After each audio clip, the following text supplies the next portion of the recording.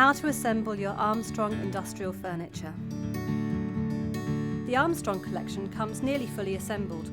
All you need to do is place its black metal legs on each item of furniture you've purchased.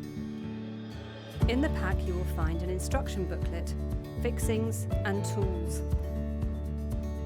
The first thing you need to do is turn your piece of furniture upside down. Then locate the fixing points. Once you've done that, offer up one of the black legs to one end of the item of furniture, making sure that you can see the fixing points clearly through the holes in the leg. One by one, place the bolts into the holes and tighten using the Allen key. Once you've completed one leg, do the same process at the other end with the other leg. Then you need to turn your piece of furniture up the right way. Please don't do this on your own. This is a two-person job as the item is heavy and putting extra weight onto one end of it may well damage the legs.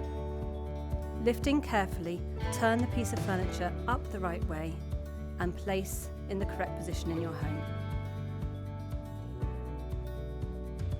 In your pack you will also have found some felt floor protectors. Should you wish, you can use these on the bottom of your legs to protect your floor.